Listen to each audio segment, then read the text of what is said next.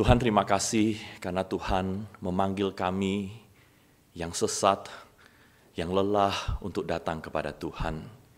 Ini kami Tuhan datang di hadapan-Mu, berdiri di depan tata kasih karunia Tuhan, membawa semua kehidupan kami dengan segala pergumulannya. Tuhan, pada saat ini kami mau mendengar suara Tuhan. Bila Tuhan Engkau berbicara kepada kami lewat firman Tuhan yang akan kami baca dan kami renungkan ini. Kiranya Tuhan berkuasa di tengah-tengah kami, sehingga firman Tuhan ini boleh menghiburkan hati kami dan mengubah hidup kami. Berbicaralah Tuhan kepada setiap kami, sebab kami anak-anak-Mu sudah siap mendengarkan firman Tuhan. Di dalam nama Tuhan Yesus kami bersyukur dan berdoa. Amin. Silakan duduk kembali, saudara. Shalom. Apa kabar? Kurang yakin ya. Shalom. Kabar baik?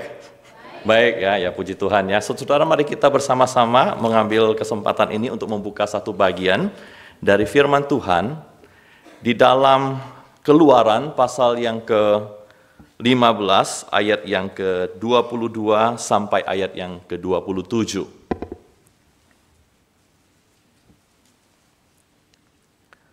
Keluaran pasal yang ke-15 ayat yang ke-22 sampai 27.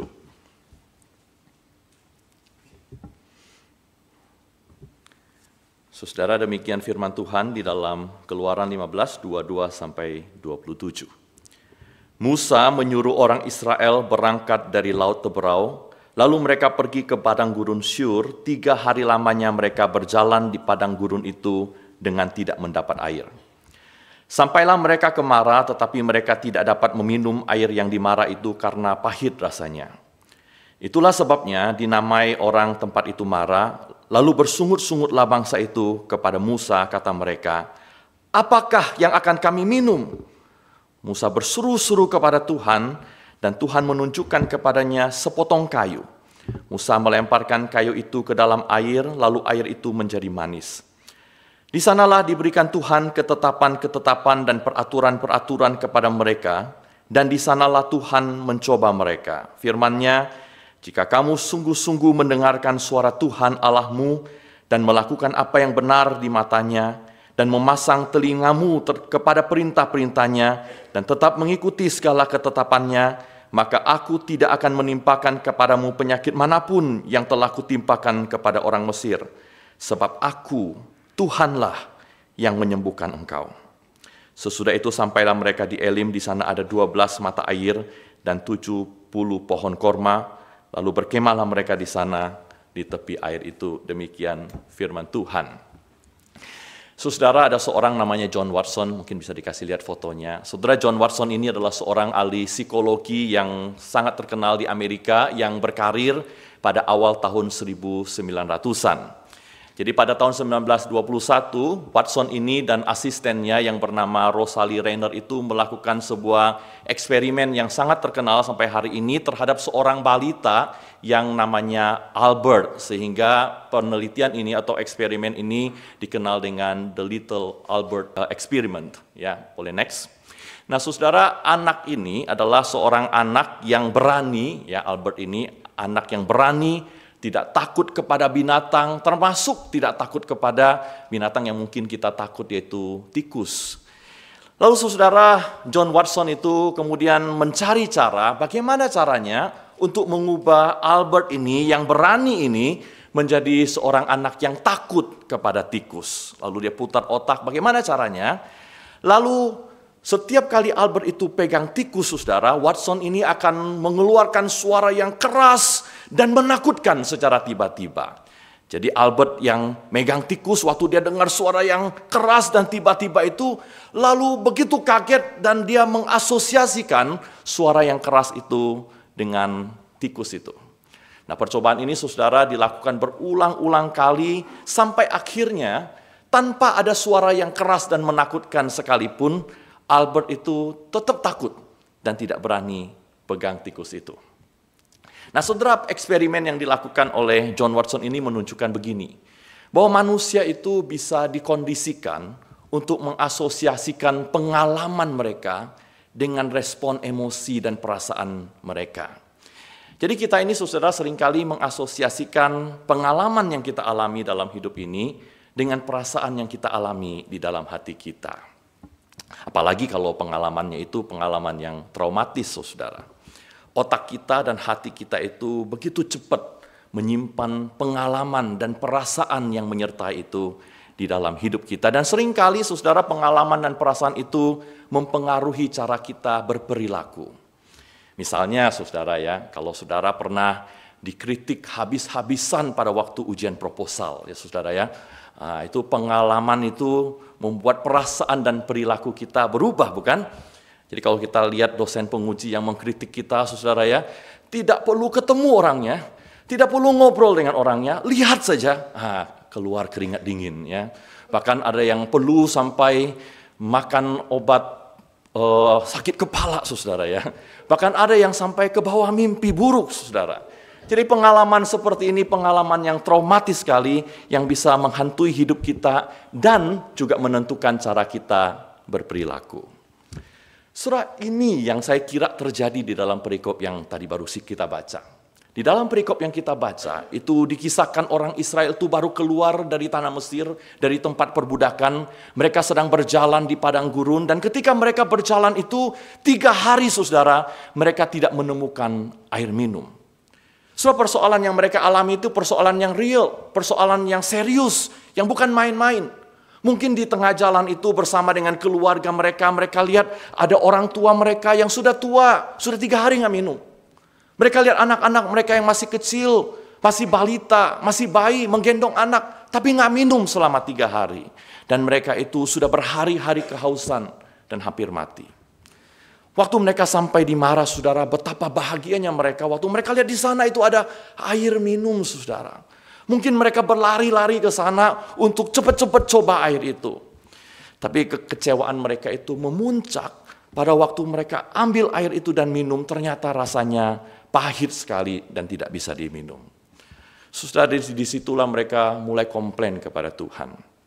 Mereka bertanya sama Tuhan, apa yang harus kami minum? Karena air ini begitu pahit. Sudah bukan tanpa sengaja Alkitab itu menggunakan kata pahit di dalam kisah ini. Karena Alkitab juga menggunakan kata yang sama, pahit itu, di dalam Keluaran pasal 1 ayat 14 ketika penulis Alkitab menceritakan pengalaman orang Israel pada waktu di tanah Mesir. Di sana dikatakan dengan kejam orang Mesir memaksa orang Israel bekerja dan membuat hidup mereka menjadi pahit dengan pekerjaan yang berat. Jadi saudara, Marah itu bukan pertama kali orang Israel merasakan hal yang pahit di dalam hidup mereka. Marah itu hanya mengingatkan mereka akan pengalaman pahit yang pernah terjadi dalam hidup mereka, terutama pada waktu mereka dulu dipaksa untuk bekerja di tanah Mesir. Dan kepahitan itu saudara bukan hanya karena mereka harus kerja dengan keras setiap hari, dipukul, dicambuk, tetapi mereka juga harus melihat anak-anak mereka dibunuh oleh orang-orang Mesir itu. Saudara, pengalaman yang traumatis, yang buruk itu terus menghantui hidup mereka. Bahkan pada waktu mereka sudah diselamatkan oleh Tuhan. Sekarang nih saudara, mereka berjalan bersama dengan Tuhan. Mereka meninggalkan tanah Mesir itu, sudah di belakang mereka. Tetapi waktu mereka berjalan meninggalkan tanah Mesir itu, kepahitan itu tidak pernah tinggalkan hati mereka. Padahal saudara, mereka baru lihat bagaimana tangan Tuhan yang penuh kuasa membebaskan mereka dari tanah Mesir dengan begitu banyak tulah yang dialami oleh orang-orang Mesir.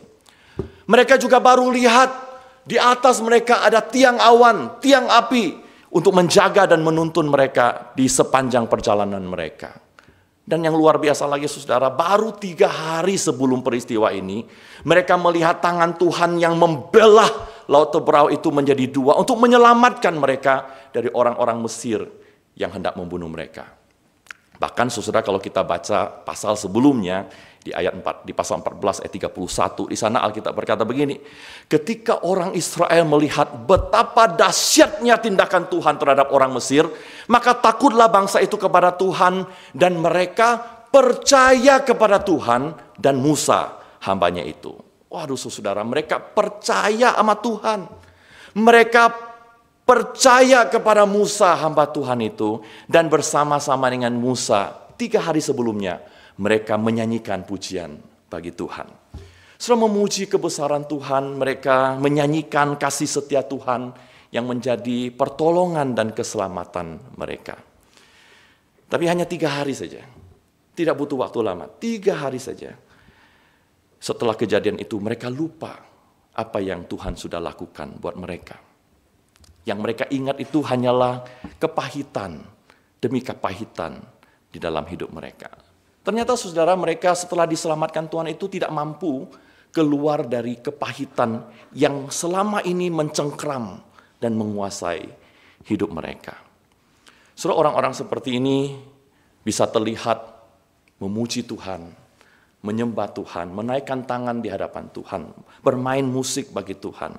Bahkan di momen-momen tertentu dalam hidup mereka, mereka bisa dalam hati merasa sangat percaya sama Tuhan, menggantungkan hidupnya sepenuhnya kepada Tuhan.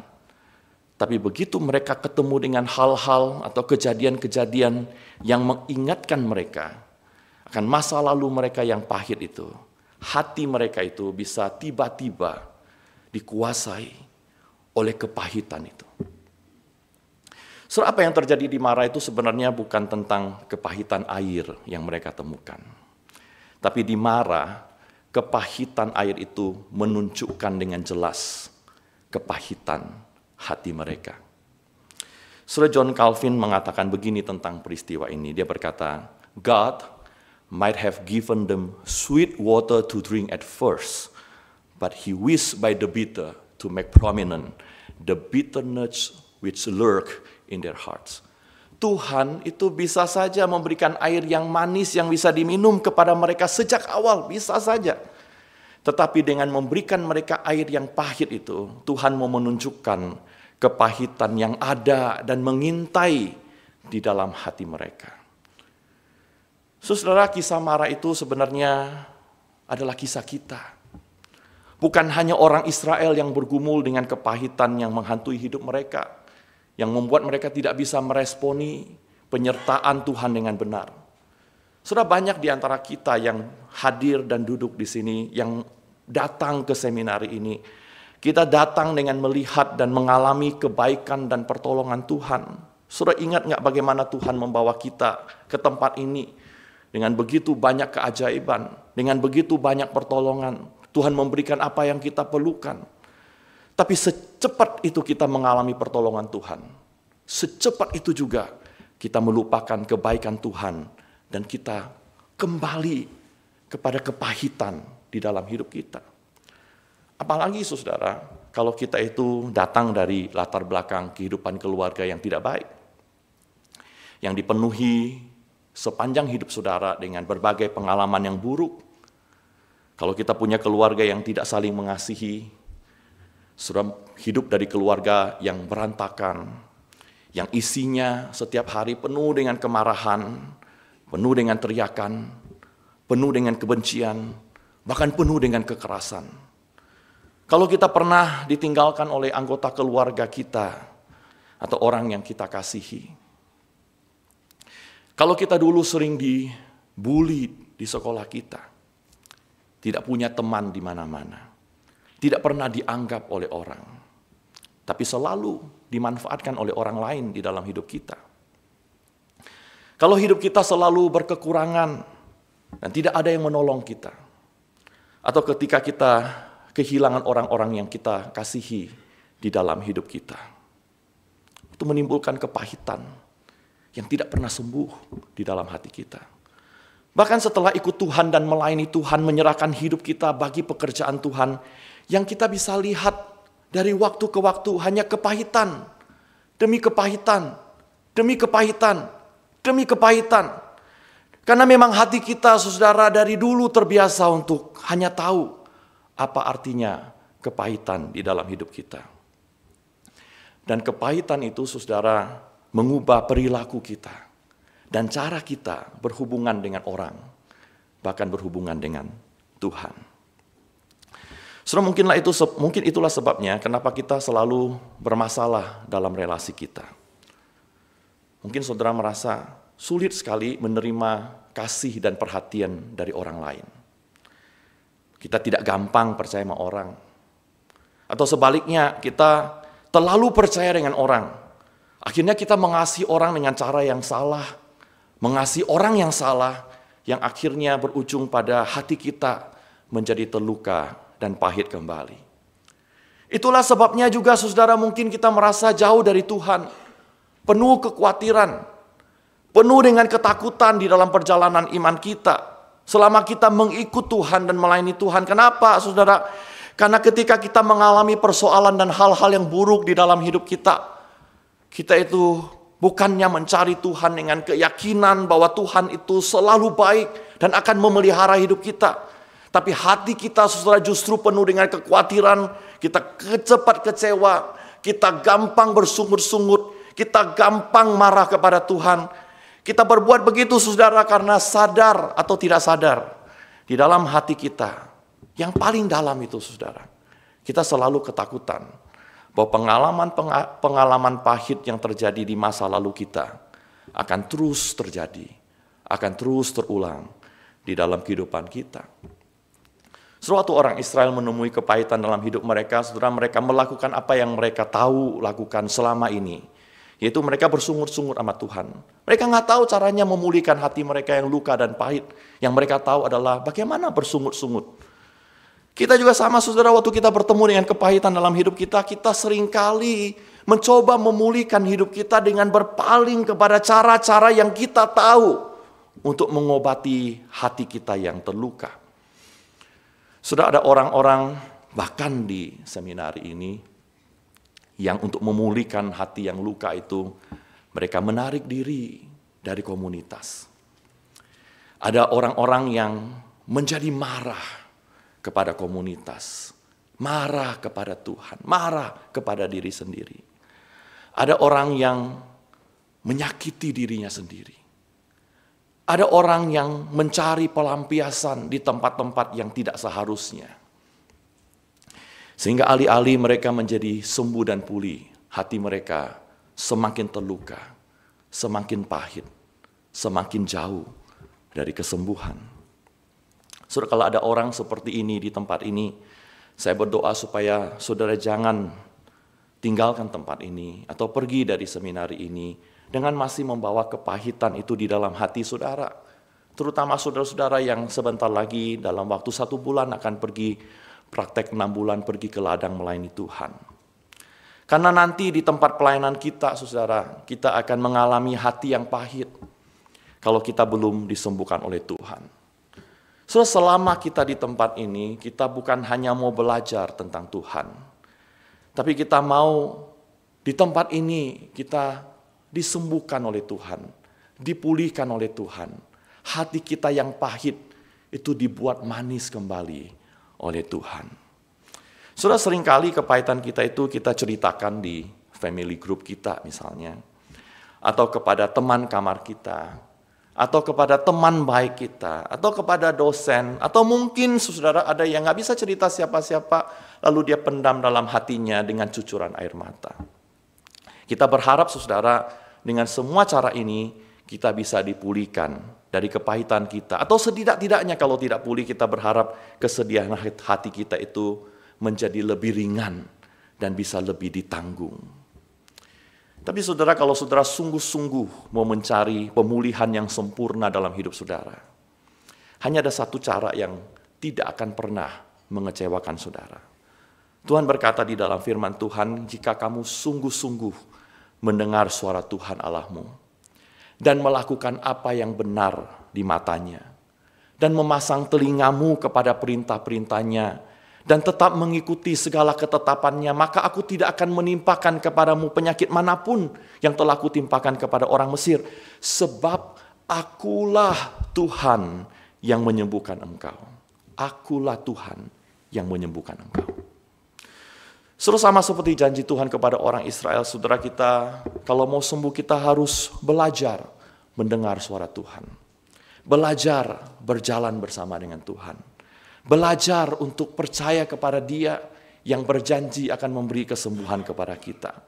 Tuhan mau kita belajar untuk percaya kepada kebaikan dan kasih karunia Tuhan, Bahkan saudara, waktu dia membawa kita ke tempat di mana ada air yang pahit di dalam hidup kita. Saudara, di dalam kisah ini Tuhan menyatakan dirinya sebagai Yahweh Rofe, yang artinya Tuhan, Sang Penyembuh. Saudara, dalam perjanjian lama, Rofe atau Rafa itu bukan hanya kesembuhan yang sifatnya fisik, bukan hanya kalau saudara sakit lalu menjadi sembuh, tetapi Rafa itu juga adalah kesembuhan secara emosional dan spiritual. Saudara, di mana Tuhan itu menunjukkan bahwa Tuhan kita itu bukan hanya Tuhan yang mampu untuk menyembuhkan kehausan fisik yang mereka alami dengan mengubah air yang pahit menjadi air yang manis. Tapi di sana Tuhan menunjukkan bahwa Dia juga bisa mengubah hati yang pahit dan penuh luka kalau kita itu mau berjalan bersama dengan Tuhan. Suatu retret komunitas tahun lalu, panitia itu kan mengadakan lomba foto family group ya.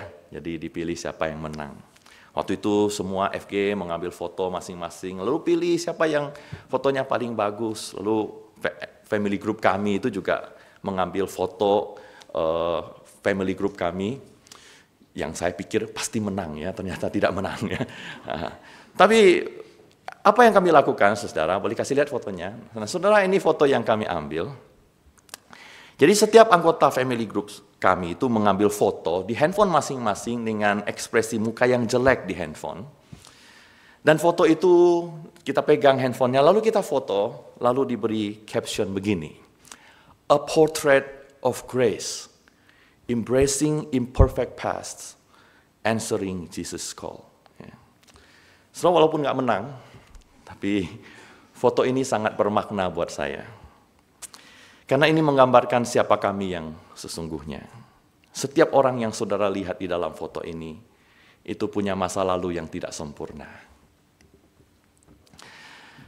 Ini adalah foto orang-orang yang pernah, bahkan yang sedang mengalami kepahitan di dalam hidup mereka, yang masih terus bergumul dengan hati yang pahit.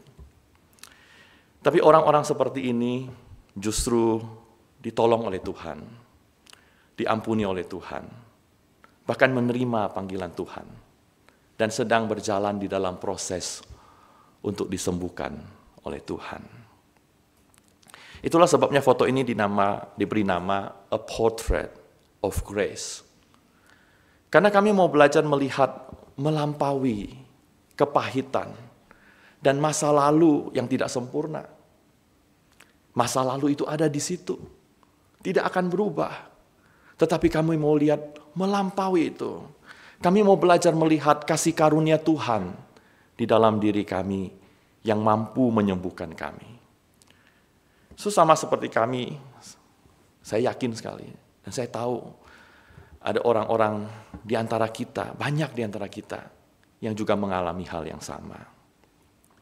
Saudara, apa yang kita pernah alami, apa yang sedang kita alami, itu mungkin saja, saudara, kalau kita ceritakan itu memang hal yang sangat pahit dalam hidup kita. Dan yang selama ini memahitkan hati kita. Tapi berapapun pahitnya kehidupan kita, berapa banyak pun pengalaman pahit yang pernah atau sedang kita alami, kita tidak pernah dan kita tidak harus tinggal selama-lamanya di dalam kepahitan itu. Saudara, kalau saudara tidak mau hidup terus di dalam kepahitan kita bisa datang kepada Tuhan dan minta kesembuhan kepada Tuhan yang adalah penyembuh kita. Alkitab berkata di dalam 1 Petrus 2 ayat 24, oleh bilur-bilurnya kita menjadi sembuh. Saudara percaya nggak? Oleh bilur-bilur Tuhan Yesus Kristus kita menjadi sembuh. Bilur-bilur Tuhan Yesus yang Dia tanggung di atas kayu salib itu bukan hanya mampu mengampuni dosa saudara, tetapi Dia juga mampu membawa kesembuhan bagi hati kita yang terluka. Konseling, curhat, obat-obatan mungkin memang bisa membantu kita, tetapi kesembuhan yang sepenuhnya itu hanya bisa kita dapatkan di dalam Kristus dan hanya di dalam Kristus saja. Saudara, kita itu akan melewati banyak sekali mara di dalam hidup kita. Tempat-tempat yang penuh dengan air yang pahit, baik di sini saudara di tempat ini, maupun waktu kita nanti berjalan di luar, mengikut Tuhan, melayani Tuhan, dimanapun kita berada. Saudara, setiap kali saudara menemukan diri saudara ada di mara, di tempat yang pahit itu, carilah Tuhan. Berdoa, berseru kepada Tuhan dengan sepenuh hati saudara. Berseru, dengar suara Tuhan. Karena hanya hati yang sungguh-sungguh diserahkan kepada Tuhan sepenuhnya itu yang akan mengalami pemulihan dan kesembuhan yang sepenuhnya. Saudara, untuk menutup khotbah ini, saudara, family group saya, kami ini akan membawakan sebuah lagu yang isinya adalah seruan kepada Tuhan, seruan hati kami, dan yang saya berdoa juga menjadi seruan hati setiap kita yang bergumul dengan kepahitan, dengan kesusahan, dengan penderitaan, yang berseru kepada Tuhan untuk pemulihan dan kesembuhan dari Tuhan. Lagu ini kemudian di-medley dengan sebuah lagu yang adalah janji Tuhan, yang Tuhan berkata, "Aku adalah penyembuhmu," yang diambil dari ayat yang barusan kita baca. Saudara, waktu mendengar lagu ini, biarlah ini menjadi seruan hati kita. Sebelum kita pergi melayani keluar, sebelum kita tinggalkan tempat ini, biarlah kita berseru dalam hati kita, "Tuhan, pulihkan saya. Heal me, oh Lord."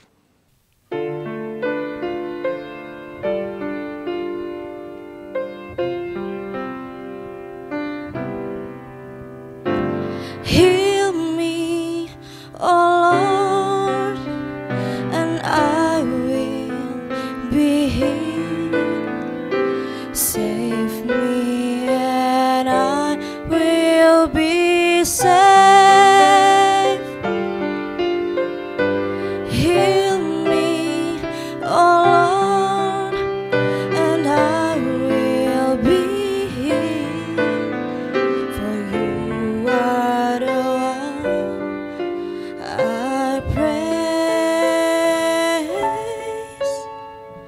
You are the one I praise. Heal me, oh Lord, and I will be healed. Save me and I will be saved. Heal me, oh Lord, and I will be healed.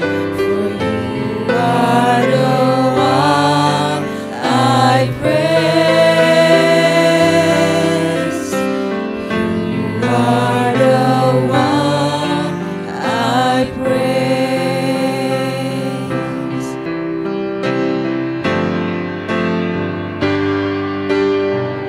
I am the God that healeth thee. I am the Lord, your healer. I send my word and heal your disease. I am the Lord, your healer. You are the God that healeth me.